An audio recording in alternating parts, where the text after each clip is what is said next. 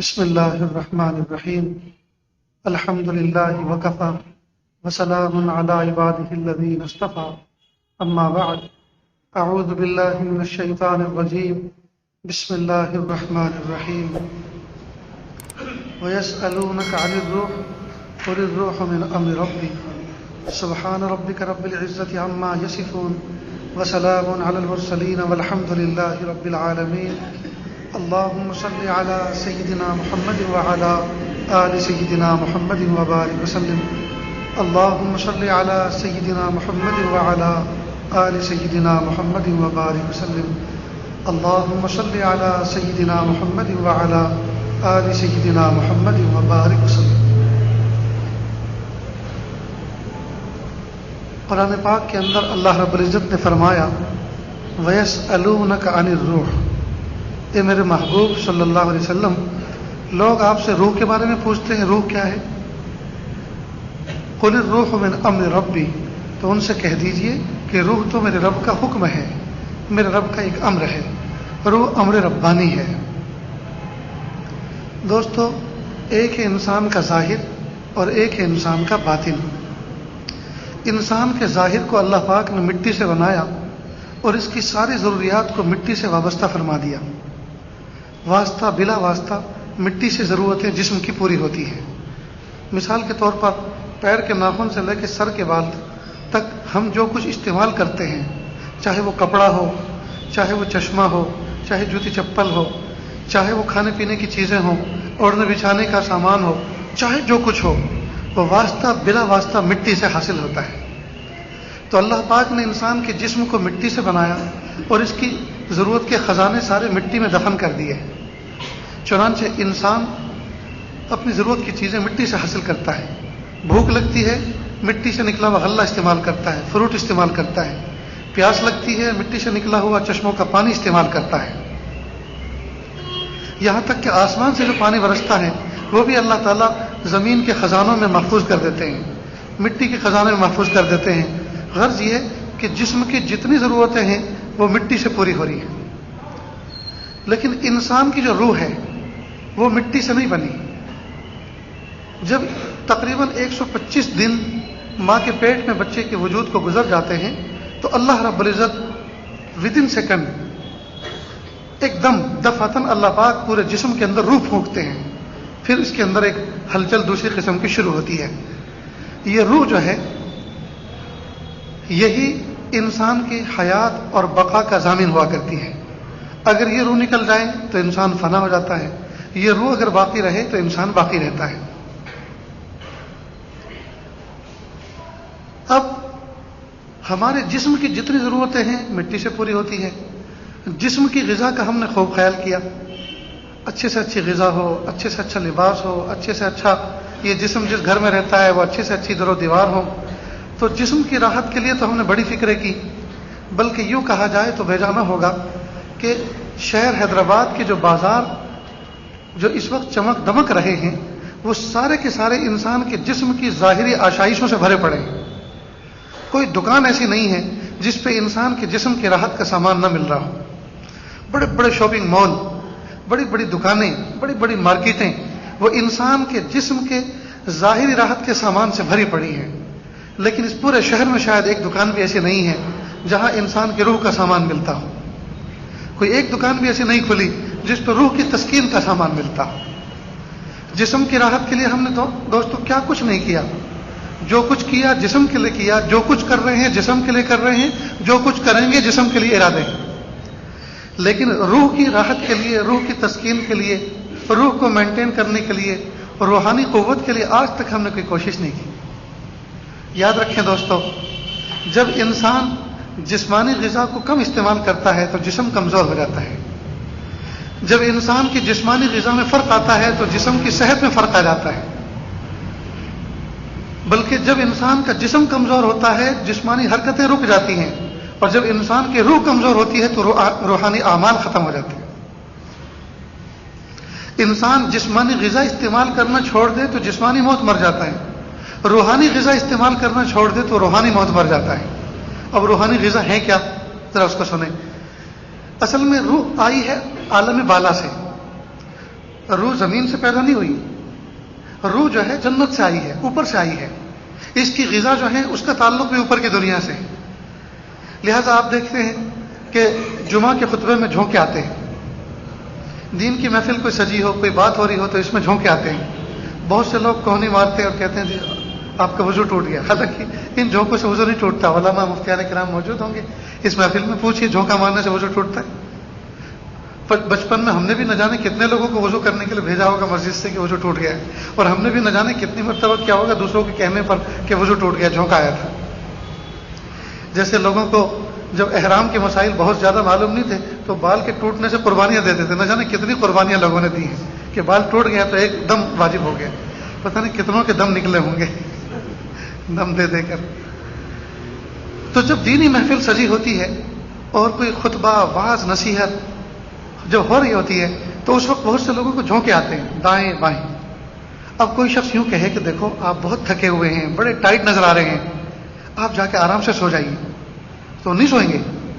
مجلس ختم ہوتی ہے، دروازے پہ کہ دیکھو آپ پہ ہمیں جو ہے بہت ہی زیادہ ترس آ رہا تھا جس وقت آپ نیند کی وجہ سے بے چین تھے، پریشان تھے، اب جاتے کے ساتھ ہی فوراً سو جائیے. وہ سوتے ہوتے نہیں ہیں، وہ تو بازاروں میں بیٹھے گپے لڑاتے ہیں، وہ تو محفلیں سجاتے ہیں. تو کیا مسجد میں اتنی نیند آ رہی تھی، اب کیوں نیند نہیں آ رہی؟ وہ نیند تھی کہاں؟ وہ نیند تھی نہیں. اگر نیند ہوتی تو جاتے کے ساتھ ہی بستر ڈھونڈتے، بستر تلاشتے پھرتے، یا محفل کے اٹھنے کا انتظار کرتے، مسجد کے کسی گوشے پکڑ کے خراٹے بھر کے نیند لیتے. نیند نہیں تھی وہ، پھر تھا کیا؟ وہ نہ شیطان بہکاتا ہے نہ وہ نیند ہوتی ہے. وہ قرآن پاک کی اصطلاح میں نعاس ہوتی ہے. وہ نعاس، وہ رحمت کے جھونکے ہوتے ہیں. جب روح کو غذا ملتی ہے، روح کو سکون ملتا ہے. جیسے بھوکا بچہ ماں کی یاد میں تڑپتا رہتا ہے. ماں محلے میں سے پڑوس سے اٹھ کر آتی ہے اور بچے کو جہاں سینے سے لگایا 2-4 مرتبہ جہاں اس نے دودھ شک کیا، دودھ اس نے لیا، اس کے بعد اس کو میٹھی نیند آ جاتی ہے. تو بھوکا بچہ تڑپتا ہے، پیٹ بھرتا ہے تو سکون کی نیند سو جاتا ہے. ٹھیک اسی طرح روح جو ہے بے چین رہتی ہے کیونکہ اس کو غذا نہیں ملتی، وہ بھوکی رہتی ہے، تڑپتی رہتی ہے. جب ایسی دینی محفلوں میں بیٹھتی ہے، حلقے درس قرآن اور درس حدیث میں جمعہ کے خطبے میں، تو اس کو ایک سکون ملتا ہے، اس کو روحانی غذا ملتی ہے. جب روحانی غذا ملتی ہے تو اس کو جھونکے آتے ہیں، اس کو اطمینان ملتا ہے. تو یہ جو جھونکے ہوتے ہیں یہ روح کے سکون کی علامت ہے کہ اس کو یہاں سکون مل رہا ہے. چنانچہ آپ نے دیکھا ہوگا ٹیلی ویژن کی اسکرین کے سامنے بیٹھ کے کبھی کوئی جھونکا نہیں مارتا. آپ نے دیکھا ہوگا کہ اب گرا اور اب گرا، نہیں، کبھی نہیں. کرکٹ گراؤنڈ کے اوپر کوئی میچ چل رہا ہو تو وہاں کسی کو جھونکے نہیں آتے. کشتی کے میدان میں کہیں دنگل ہو رہا ہو تو وہاں کسی کو جھونکے نہیں آتے. دکانوں پہ بیٹھ کے کسی کو جھونکے نہیں آتے. فلمستان میں بیٹھ کے کسی کو جھونکے نہیں آتے. کیوں؟ اس لیے کہ وہاں روح بے چین ہوتی ہے، اندر روح تڑپتی رہتی ہے. ہائے مجھے کہاں لے کر آ گیا، ہائے تو مجھے کہاں لے کر آ گیا. جیسے کوئی بے حیائی کا بازار ہو اور وہاں آپ اپنی ماں کے ساتھ جا رہے ہوں تو ماں مارے غیرت کے ڈر جاتی ہے، بیٹا تو کس بازار سے مجھے لے کر آئے. وہ اتنا لفظ بھی نہیں کہتی، اس میں بھی اسے شرم آتی ہے. وہ اپنی آنکھیں بند کر لیتی ہے، ہائے میں دنیا کے کس بازار سے گزر رہی ہوں. اس لیے کہ وہ حیا کی دیوی ہوتی ہے، ماں حیا کا پتلا ہوتی ہے. اس کو وہ حیا سوز حرکتیں اس کو اچھی نہیں لگتی، وہ تڑپتی ہے. اسی طرح جب روح کو آدمی اپنے جسم میں قید کر کے، جسم کے پنجرے میں لے کر جب گناہ بھرے، معصیت بھرے بازاروں میں لے کر جاتا ہے اور ان گلی کوچوں میں لے کے جاتا ہے جہاں خدا بیزاری والے اعمال ہو رہے ہوں، تو روح اندر ہی اندر بے چین رہتی ہے. لہذا اس کو سکون نہیں ملتا، قلبی سکون نہیں ملتا. اور جب اس طرح کی دینی محفلوں میں آتے ہیں، اللہ والوں کی محفلوں میں بیٹھتے ہیں، درس قرآن کے حلقے میں بیٹھتے ہیں، درس حدیث کے حلقے میں بیٹھتے ہیں، تعلیم کے حلقے میں بیٹھتے ہیں، مذاکرے کے حلقے میں بیٹھتے ہیں، وہاں ایک سکون ملتا ہے خاص قسم کا. اور وہاں آدمی بے قابو ہوتا ہے، اسے جھونکے آتے ہیں. یہ اصل میں روح کو سکون مل رہا ہوتا ہے. تو روح کا سکون جو ہے وہ اللہ تعالیٰ کی یاد میں ہے، اللہ تعالیٰ کی یاد میں ہے. تو جسم کے لیے دوستو، جسم کی راحت کے لیے ہم نے کیا کچھ نہیں کیا. آج تک جو کچھ محنتیں کی ساری کی ساری جسم کے لیے کی. گاڑی خریدی جسم کی راحت کے لیے، بنگلے بنائے جسم کی راحت کے لیے، جی. اسی طرح بزنس بڑھایا، جاب شاپ پر ترقی کی، جو کچھ کیا وہ جسم کی راحت کے لیے. ہمارا مقصد اصلی زندگی کا گویا جسم کی راحت ہے. یاجز ہمیشہ کہا کرتا ہے مال کو ہم نے اپنی راحت کا اصل سبب سمجھا ہے، حالانکہ مال یہ راحت کا سبب نہیں ہے. مال سے انسان چشمہ تو خرید سکتا ہے، بینائی تو نہیں خرید سکتا. مال سے انسان دوا تو خرید سکتا ہے، شفا تو نہیں خرید سکتا. مال سے انسان موٹے موٹے گدے تو خرید سکتا ہے، میٹھی میٹھی نیند تو نہیں خرید سکتا. مال سے انسان کتابیں تو خرید سکتا ہے، علم تو نہیں خرید سکتا.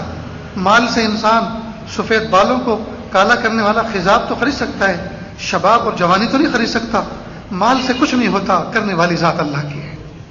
مال دارالاسباب میں سے ایک سبب ہے، لیکن سبب کے پیچھے مسبب الاسباب جو ہیں، مسبب حقیقی وہ اللہ کی ذات ہے، وہ اللہ کی ذات ہے.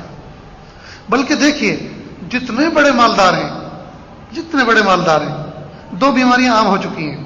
ایک ہے شوگر، ایک ہے بلڈ پریشر. یہ دونوں چچا زاد پھوپھی زاد بھائی بہن ہیں شاید. جس کو شوگر ہوتی ہے بلڈ پریشر ہوتا ہے، جس کو بلڈ پریشر ہوتا ہے شوگر ہوتی ہے.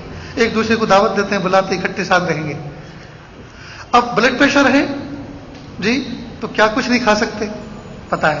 شوگر ہے، سامنے میٹھی میٹھی چیزیں رکھی ہوئی ہیں، فروٹ رکھے ہوئے ہیں، حسرت بھری نگاہوں سے دیکھتے ہیں، کھا نہیں سکتے اس لیے کہ تکلیف دیتے ہیں.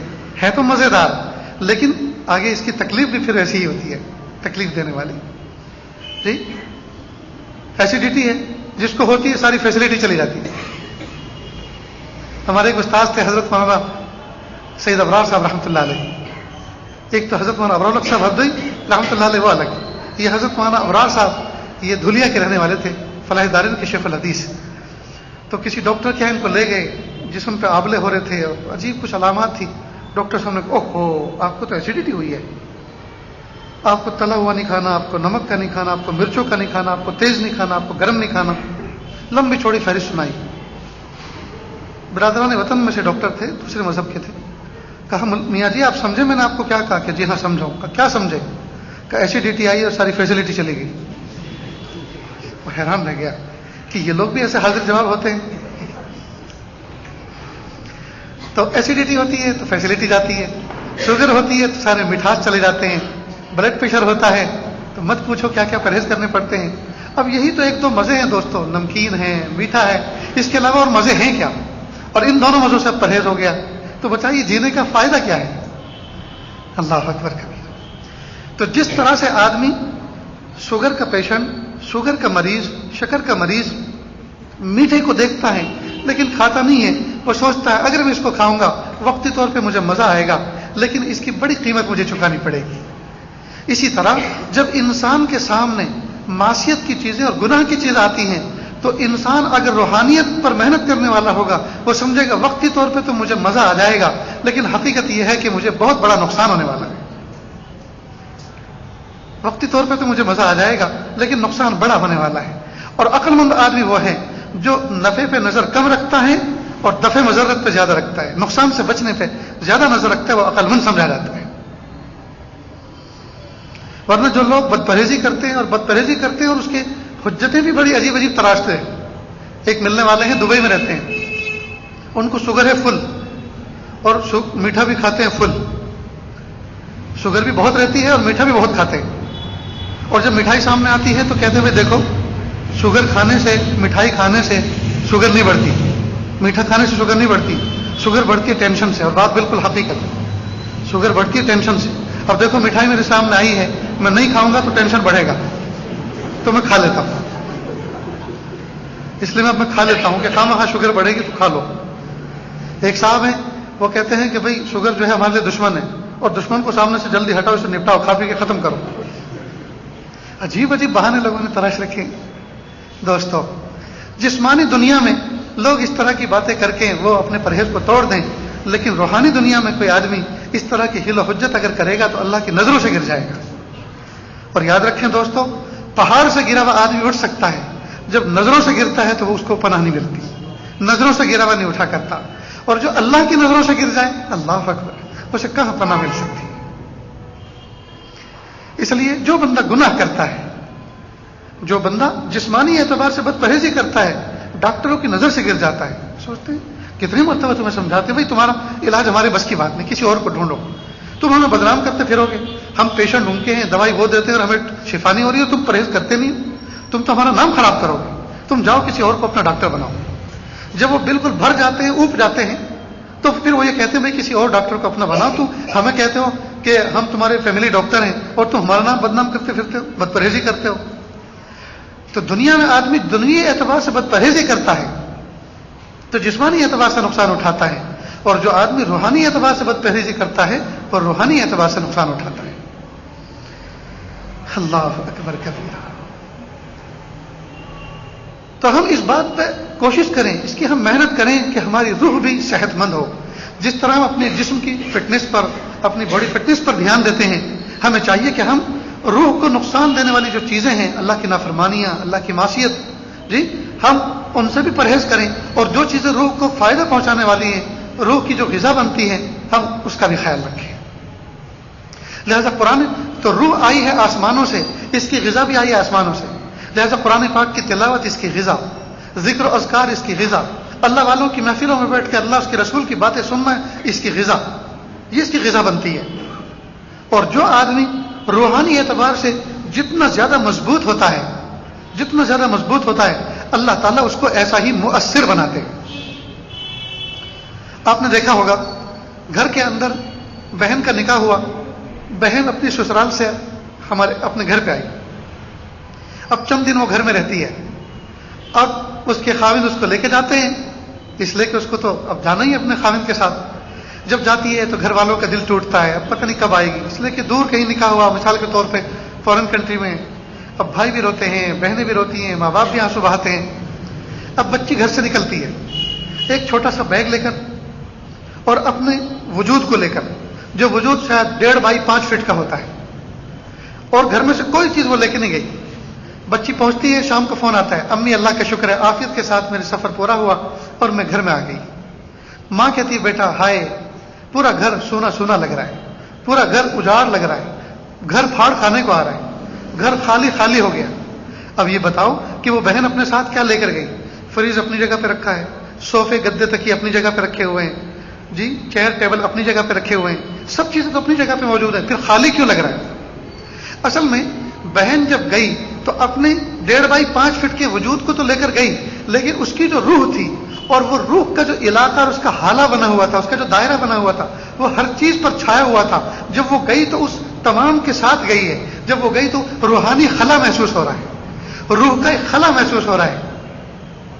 لہذا خاندان کے اندر اگر کوئی بڑا شخص جاتا ہے تو پورا خاندان اداس ہو جاتا ہے، اور شہر کے اندر سے جب کوئی بڑی شخصیت گزرتی ہے، کوئی روحانی شخصیت جاتی ہے تو پورا شہر اجاڑ لگتا ہے۔ کسی نے خوب کہا بچھڑا وہ اس طرح سے کہ رت ہی بدل گئی، ایک شخص سارے شہر کو ویران کر گیا۔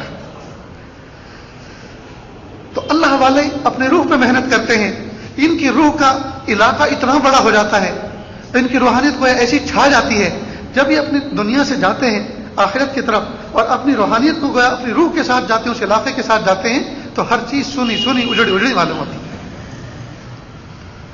تو دوستو ذرا سوچے تو صحیح، جسم کے اوپر پیر کے ناخن سے لے کے سر کے بال تک ہم کتنی محنت کرتے ہیں، اور جسم کی ضرورت کا ہم کتنا خیال رکھتے ہیں، لیکن آج تک ہم نے کبھی روح کے اوپر بھی محنت کرنے کی کوشش کی؟ اگر ہماری زبان کا ذائقہ خراب ہو جائے فوراً ڈاکٹر سے رجوع کرتے ہیں، ڈاکٹر صاحب کھانا اچھا نہیں لگ رہا، رات اہلیہ نے فش بنائی تھی، میری بڑی پسندیدہ ڈش تھی لیکن میں نہیں کھا سکا اس لیے کہ کڑوی لگ رہی تھی۔ کہتے کہ جی آپ کو بخار ہے اور آپ کے زبان کا ذائقہ خراب ہوا ہے، ہم آپ کو میڈیسین دیتے ہیں انشاءاللہ ٹھیک ہو جائیں گے۔ اب دوائی لیتے ہیں، شفا ہو گئی تو ٹھیک، نہیں تو دوسرے ڈاکٹر کے پاس جاتے ہیں، اس نے دوائی دی، علاج کیا، شفا ہو گئی تو ٹھیک، تیسرے کے پاس جاتے ہیں، وہاں بھی اگر شفا نہ ہوئی اور اللہ نے مال پیسہ دیا ہے تو شہر حیدرآباد کو چھوڑ کر بمبئی تک جاتے ہیں، وہاں بھی علاج سے اگر شفا نہ ہوئی، اللہ نے مال پیسہ دیا ہے تو لندن اور امریکہ تک کا سفر کرتے ہیں، کس لیے؟ زبان کا ذائقہ ٹھیک کرنے کے لیے۔ دوستو زمانہ ہو چکا سجدوں میں ٹکر مارتے مارتے، کبھی سجدے میں حلاوت آئی، کبھی رکوع میں سکون ملا، کبھی تلاوت میں لذت آئی، کبھی ذکر میں حلاوت آئی، کیوں نہیں آئی؟ کیا یہ سب چیزیں بے ذائقہ ہیں؟ کیا سب یہ چیزیں بکواس ہیں؟ نعوذ باللہ۔ جی قرآن پاک بے نور ہے، بے ذائقہ ہے، سجدوں کے سرور بے ذائقہ ہیں، جی ذکر کی لذت کوئی حقیقت نہیں رکھتی کہ اللہ نے صرف سیب کے اندر، ایپل کے اندر ذائقہ رکھا، مینگو کے اندر اللہ نے ٹیسٹ رکھا، کھٹی املی کے اندر مزہ رکھا، کھٹے لیموں کے اندر اللہ نے ٹیسٹ رکھا، ان چیزوں کو اللہ نے بے ذائقہ بنایا؟ نہیں، ان کے اندر ذائقہ ہے۔ زبان کا ذائقہ خراب ہوتا ہے تو مینگو اور ایپل اور انگور اور املی یہ ساری کی ساری کڑوی لگتی ہیں اور بے ذائقہ لگتی ہیں۔ جب انسان کے روح کا ذائقہ خراب ہوتا ہے روحانی اعمال بے ذائقہ لگتے ہیں. لیکن عجیب بات ہے جسم کا ذائقہ خراب ہوتا ہے ہم اس کی علاج کی فکر کرتے ہیں, روح کا ذائقہ خراب ہوتا ہے اس کی علاج کی فکر ہم نے آج تک نہیں کی, بلکہ اس کو ہم نے کوئی بیماری نہیں سمجھا. یہ کوئی بیماری بھی ہے کہ نہیں, یہ کوئی بیماری بھی ہے کہ نہیں. حضرت شاہ ولی اللہ صاحب الہ آبادی رحمۃ اللہ علیہ عجیب جملہ فرماتے تھے, پیارے اللہ معاف کر دیجیے.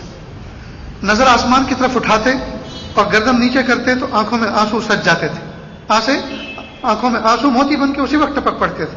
اللہ کا نام لیتے تھے گویا منہ کے اندر مٹھاس گھل جاتا تھا, اللہ کی محبت دل میں آ جاتی تھی. ان کو اتنی اللہ تعالیٰ سے محبت تھی, اتنی معرفت اللہ کی حاصل تھی ان کو. آج دوستو زمانہ ہو چکا اللہ اللہ کرتے ہوئے, کیا اللہ کا نام لے کر آج ہمارا منہ میٹھا ہوا؟ کیسی یاری ہے ہماری اللہ سے, کیسی دوستی ہے ہماری اللہ سے. جی بیوی سے محبت ہوتی ہے, نام آ جاتا ہے, کسی اور کا نام ہو پر نظر پڑ جائے یا کوئی لے دے اس کو تو اپنی بیوی یاد آ جاتی ہے, اپنی محبوبہ یاد آ جاتی ہے. بیوی کا نام سن کے خوشی ہوتی ہے, اللہ کا نام سن کے خوشی نہیں ہوتی. محبت کی کمی ہے دوستو, محبت کی کمی ہے. یار دوست احباب آتے ہیں جی اچھل جاتے ہیں, بغلگیر ہوتے ہیں, محبت ہے ان سے. فورین سے دوست آیا بغلگیر ہوتے ہیں, دعوتیں کرتے ہیں, محبت ہے. اللہ تعالیٰ سے ہمیں محبت نہیں ہے. اس محبت کو پیدا کرنے کی ضرورت ہے دوستو. بشر حافی بھی کہا جاتا ہے ان کو, اور بشر حافی بھی کہتے ہیں. یہ ایک پولیس میں نوجوان تھے اور میں کشی کرتے تھے, شراب پیا کرتے تھے, مدہوش رہتے تھے اور بہت ہی کامچور تھے, شراب میں دھت رہتے تھے. ایک دن ہوش آیا, اٹھ کے چلے, راستے میں دیکھا ایک کاغذ کا پرزہ پڑا ہوا ہے, اس کو اٹھایا, دیکھا اس پہ اللہ کا نام لکھا ہے. اس کو چوم لیا, اس پہ مٹی صاف کی اور کسی بلند جگہ پہ رکھ دیا. میرے اللہ کا نام ہے, لوگوں کے پیروں میں آئے گا, بے ادبی ہوگی, محبتوں کے ساتھ اوپر رکھ دیا. ایک اللہ کے ولی ان کے دروازے پر آئے, اللہ پاک نے ان کو الہام کیا کہ بشر حافی کو یہ اطلاع دے دو, یہ خبر دے دو. اس نے ہمارے نام کو قدموں سے اٹھایا, دیوار کے اوپر رکھ دیا. ہم نے بشر حافی کو زمین سے اٹھا کر عرش تک لے گئے, یعنی اس کو بڑے مرتبے ہم نے اس کو دے دیے. پھر اللہ پاک نے ان کو اپنی ولایت عطا فرمائی, سب چیزوں سے سچی توبہ کی, اللہ پاک کے نیک بندے بن کے انہوں نے زندگی گزاری. کہتے ہیں کہ جب قرآن پاک کی اس آیت کو انہوں نے غور کیا, وَجَعَلْنَا الْأَرْضَ مِهَادًا, ہم نے زمین کو بچھونا بنایا, تو بس ان کے اوپر ایک حال طاری ہو گیا. ہم اپنا بچھونا اس پہ بچھاتے ہیں, چارپائی پہ بچھونا بچھاتے ہیں, ہم اس پر کبھی چپل لے کر نہیں بیٹھتے. میرے پیارے اللہ نے زمین کو بچھونا کہا, میں اللہ کے بچھونے پر کیسے جوتے چپل لے کے چل سکتا ہوں؟ لہذا ان پر ایک حال طاری ہوا, غلبہ ہوا, اور انہوں نے جوتے چپل نکال دیے اور زمین پر ننگے قدم چلتے تھے. اللہ پاک نے اپنے اس ولی کی ایسی لاج رکھی, اس زمانے میں جن گلیوں میں ان کا گزر بسر تھا, چوپایوں کو اللہ نے الہام کر دیا اس زمانے میں کہ وہ چوپائے اس راستے کے اندر بولو براز نہیں کیا کرتے تھے, گندگی نہیں کرتے تھے. اور جس دن ان کا انتقال ہوا اسی دن سے بولو برا شروع کر دیا, اسی دن سے بولو برا شروع کر دیا. اللہ پاک نے ان کو یہ سب مقام عطا فرمایا. تو جب ہم ادب کریں گے, جب ہم اللہ تعالیٰ کی ذات سے محبت کریں گے, جب اللہ تعالیٰ کی ذات سے متعلق جتنی چیزیں ہیں, جتنی نسبتیں ہیں, ان کا احترام کریں گے, ان کا ادب اپنے دل میں بسائیں گے, تو اللہ رب العزت ہمیں بھی مرتبے عطا فرمائیں, اللہ ہمیں درجات عطا فرمائیں. آج جو ہم ذلیل ہوئے پھر رہے ہیں جی, آج جو ہم بھائی ایک بچہ ہوتا ہے گرتا ہے, ماں باپ کے دل پہ لگتا ہے, فوراً اس کو اٹھا لیتے ہیں. ایک بچہ ہوتا ہے بے ادب ہوتا ہے, شریر ہوتا ہے, گرتا ہے تو کہا اب مزہ آیا نا, اٹھاتے نہیں لپک کے جا کے, کہا اب مزہ آیا نا, اب تمہاری شرارت نکلے گی. ٹھیک اسی طرح جو بندہ اللہ تعالیٰ سے محبت کرتا ہے, با ادب ہوتا ہے, اللہ رب العزت کی رحمتیں اس کو اچک لیا کرتی ہیں. اور جو بندہ اللہ تعالیٰ کی نافرمانی کرتا ہے وہ اللہ کی رحمتوں سے دور ہو جاتا ہے. تو دوستو ایک ہے جسم, ایک ہے روح. جسم کے تقاضے کچھ اور ہیں, روح کے تقاضے کچھ اور ہیں. جسم کے تقاضے پورا کرتے کرتے زمانہ گزر گیا, عمر گزر گئی دوستو, عمر ڈھل گئی, لیکن روح کے تقاضے آج تک ہم نے پورے نہ کیے. اب ہمیں اس بات کی فکر کرنی چاہیے کہ روح کے تقاضے کیا ہیں, روح کی غذا کیا ہے, روح کو سکون کن چیزوں سے ملتا ہے, اور اللہ رب العزت کے رضا والے اعمال کون سے ہیں. جو اللہ کی رضا والے اعمال ہیں وہی روح کی غذا بنتے ہیں دوست. تو اللہ والوں کی محفلوں میں بیٹھیں, قرآن پاک کی تلاوت کریں, ذکر و اذکار کریں, خدمت خلق کی کام کریں, جتنے کاموں سے اللہ خوش ہو سکتے ہوں، اللہ اس کے رسول خوش ہو سکتے ہوں، اور جتنے کاموں کے کرنے کا انہوں نے حکم دیا ہے ان تمام کاموں کو ہم بجا لائیں، اللہ کی خوشنودی بھی نصیب ہوگی، روح بھی مینٹین ہوگی، روح کو بھی غذا ملے گی۔ اللہ رب العزت سے دعا ہے کہ اللہ رب العزت ہمارے ظاہر کو بھی اچھا کر دے، ہمارے باطن کو بھی اچھا کر دے، باطن ظاہر سے اچھا اور ظاہر باطن سے اچھا ہو جائے۔ وآخر دعوانا ان الحمد للہ رب العالمین۔ دعا کر لیجیے۔ بسم اللہ الرحمن الرحیم۔ اللهم صل على سيدنا محمد وعلى آل سيدنا محمد وبارك وسلم۔ لا أحصي ثناء عليك أنت كما ثنيت على نفسك رب اغفر وارحم وأنت خير الراحمين۔ پیارے اللہ، ہم ظاہر میں آپ کے بندے، حقیقت میں نہایت گندے، اللہ ہمارے دلوں کی گندگی کو دور فرما دیجیے۔ پیارے اللہ، آنے والی زندگی کو گزری ہوئی زندگی کا کفارہ بنا دیجیے، آنے والے ایام کو گزرے ایام سے بہتر بنا دیجیے۔ پیارے اللہ، پیر کے ناخن سے لے کے سر کے بال تک معصیت میں ڈوبے ہوئے ہیں، گناہوں میں جکڑے ہوئے ہیں، معصیت کا شکار ہیں، ذلت میں جکڑے ہوئے ہیں۔ پیارے اللہ، طاعت کی عزت عطا فرما دیجیے، معصیت کی ذلت سے ہماری حفاظت فرما دیجیے، آنے والی زندگی کو گزری ہوئی زندگی کا کفارہ بنا دیجیے۔ پیارے اللہ، زندگی کا قیمتی حصہ آپ کی نافرمانیوں میں گزر گیا، غفلتوں میں گزر گیا، اب نہیں پتا زندگی کے دن کتنے بچے ہیں، نہیں معلوم زندگی کی شام کس گلی میں ہوگی اور کب ہوگی۔ پیارے اللہ، میرے پیارے رب، ہمیں نہیں پتا اب ہماری زندگی کے کتنے دن بچ گئے۔ اللہ جی، لگتا تو یہی ہے جو دن گزر گئے وہ زیادہ تھے اور جو بچے ہیں وہ تھوڑے سے بچے ہیں۔ پیارے اللہ، تھوڑے دنوں میں گزری ہوئی زندگی کی تلافی بھی کرنی ہے اور آئندہ کی تیاری بھی کرنی ہے، اور یہ دونوں چیزیں ناممکن ہیں۔ پیارے اللہ، آپ سے بھیک مانگتے ہیں، آپ سے درخواست کرتے ہیں، ہماری سیئات کو حسنات سے بدل دیجیے اور آنے والی زندگی کو گزری ہوئی زندگی کا کفارہ بنا دیجیے، آنے والے ایام کو گزرے ایام سے بہتر بنا دیجیے۔ میرے پیارے رب، آپ راضی ہو جائیے، آپ راضی ہو جائیے، آپ راضی ہو جائیے۔ آپ ہم سے روٹھ گئے، پیارے اللہ، آپ روٹھ گئے، اللہ جی آپ روٹھ گئے، آپ راضی ہو جائیں، آپ راضی ہو جائیں۔ آپ کو منانا اس وقت تک ضروری ہے جب تک کہ آپ من نہ جائیں، آپ کو راضی کرنا اس وقت تک ضروری ہے جب تک کہ آپ راضی نہ ہو جائیں۔ بیٹا اگر ماں باپ کو ستاتا ہے، ماں باپ روٹھ جاتے ہیں، جب ماں باپ روٹھ جاتے ہیں تو بچے کو اجلا دن بھی تاریک رات معلوم ہوتا ہے۔ پیارے اللہ، بچپن میں ماں باپ بچے سے ناراض ہوتے ہیں، دھکا دے کے دروازے سے باہر نکال دیتے ہیں اور دروازہ بند کر لیتے ہیں، معصوم بچہ کانپ جاتا ہے۔ بہت سے ماں باپ ناسمجھی کے طور پر بچوں کو کئی مرتبہ ایسی سزا بھی دیتے ہیں، بچوں کو باتھ روم میں بند کر دیتے ہیں، بچوں کو تنگ کوٹڑی کے اندر بند کر دیتے ہیں۔ جب ماں باپ دروازہ بند کر لیتے ہیں، بچے کی چیخیں نکل جاتی ہیں، بچہ سوچتا ہے ہائے اب میرا کون ہے، ماں باپ نے تو مجھے دروازے میں بند کر دیا، مجھے تو باہر کر دیا، ماں باپ تو دوسرے حصے میں ہیں، اب میرا کیا ہوگا، اب میرا کیا ہوگا۔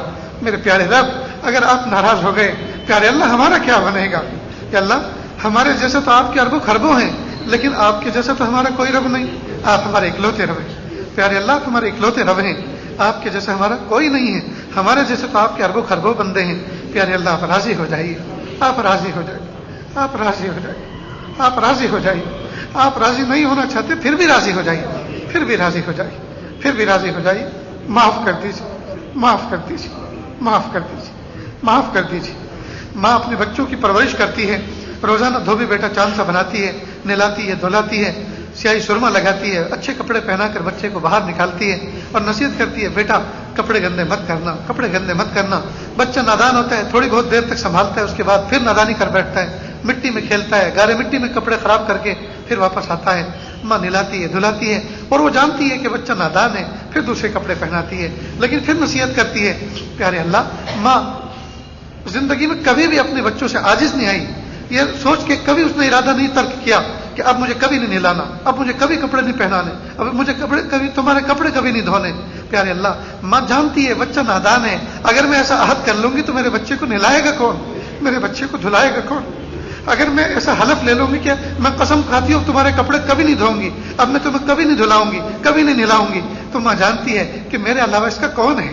پیارے اللہ، آپ تو ہمارے رب ہیں، اگر آپ ناراض ہو گئے کہ تم تو بہت گناہ کرتے ہو، اب میں تمہارے گناہ کبھی معاف نہیں کروں گا، پیارے اللہ پھر ہمارے گناہ معاف کرے گا کون؟ کہ اللہ نہ آپ نے ایسا عہد کیا اور نہ آپ ایسا عہد کرنے والے ہیں۔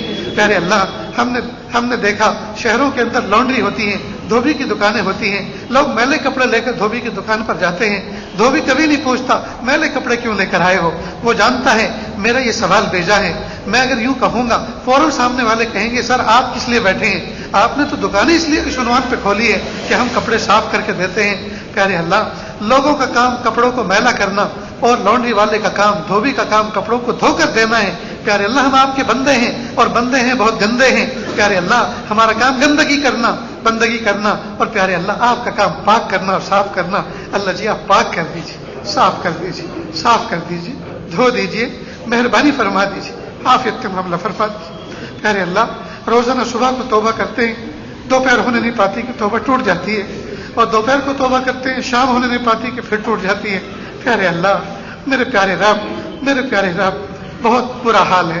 اللہ جی کس سے کہیں اور کس کو دکھائیں اپنا دل. پیارے اللہ آپ ہمارے رب ہیں آپ ہمارے حالات سے واقف ہیں ہمیں جانتے ہیں. پیارے اللہ آپ ہمیں پاک کر دیجیے آپ ہمیں صاف کر دیجیے. ایک ماں کے 5 بچے ہو اور 4 صاف ستھرے ہو اور ایک بچے نے گندگی کی ہو تو ماں کا سب سے زیادہ دھیان اور سب سے زیادہ توجہ اپنے گندے بچے کی طرف ہوتی ہے. ماں جانتی ہے کہ اچھوں کو تو کوئی بھی اپنی گود میں اٹھا لے گا کوئی بھی سینے سے لگا لے گا میرے اس گندے بچے کی طرف کوئی دیکھنا بھی پسند نہیں کرے گا. پیارے اللہ اس دنیا میں آپ کے بڑے نیک بندے موجود ہیں لیکن پیارے اللہ ہمارے جیسے گندے بھی تو ہیں. جب دنیا کی ماں اپنے گندے بچے کا خیال کرتی ہے آپ تو 70 ماؤں سے زیادہ مشفق و مہربان ہیں.